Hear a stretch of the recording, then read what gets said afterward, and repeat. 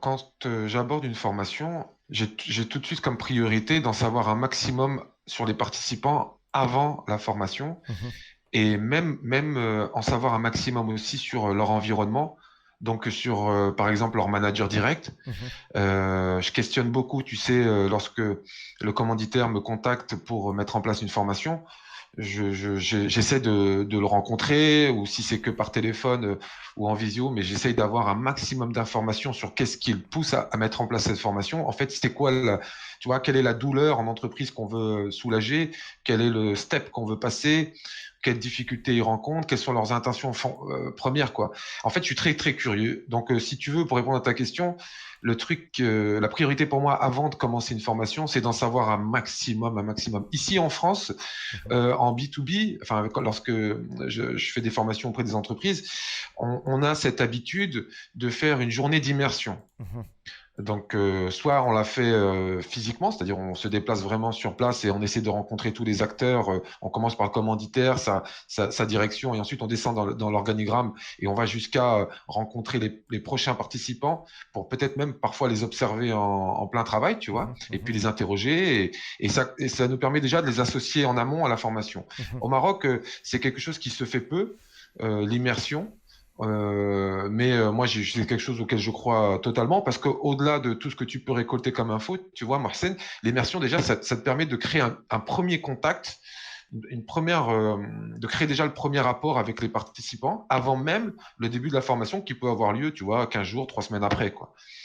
Alors, donc, ça, c'est déjà ma première priorité, c'est d'en savoir un maximum. Ensuite, pour répondre plus précisément à ta question, dès que tu parlais de repères, j'ai, si tu veux, deux repères fondamentaux Mhm, qui sont le lancement de la formation. mhm. Alors là, je te parle de l'animation, hein, je te parle pas de la préparation où Oui, je vais oui. préparer le scénario pédagogique, etc. Tu Mais parles du j'aimerais moment quand en même, salle, là.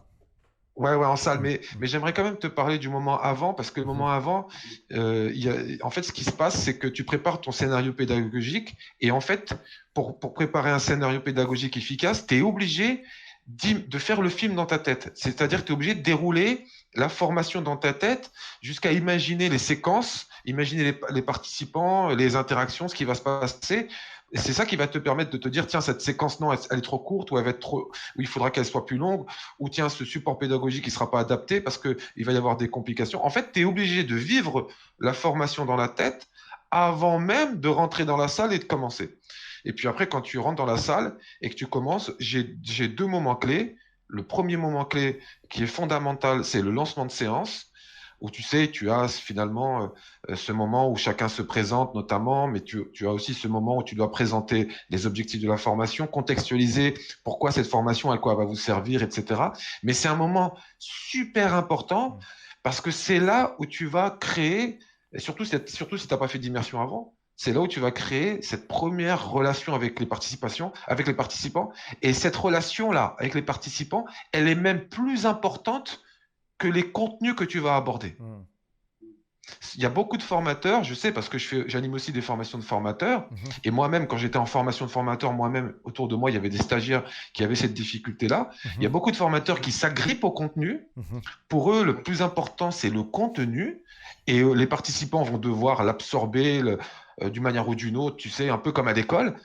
Et donc, on passe à côté de plein de choses. Le plus important pour moi, c'est cette relation. Il faut une relation de confiance. Il faut que le, il faut que le formateur aille chercher les gens là où ils sont.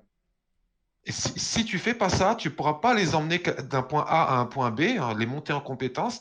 Il faut dans un premier temps que tu ailles les chercher là où ils sont, et peu importe où ils sont. C'est-à-dire qu'il faut vraiment que tu t'intéresses à eux, qu'ils aient l'opportunité vraiment de s'exprimer, que tu les comprennes vraiment individuellement. Et si tu en as 12 dans la salle, on parlera après du distanciel et des différences avec le distanciel. mhm. Et ben c'est vraiment une phase importante qu'il faut pas négliger. Moi, j'y passe vraiment du temps et j'y mets de la qualité. J'écoute beaucoup, je prends des notes, je questionne. Et parfois, quand je questionne lors du tour de table, parfois j'utilise mes techniques de coach pour commencer à amorcer, même individuellement, un début de coaching avec des bonnes questions qui leur permet de se poser à eux-mêmes déjà des bonnes questions.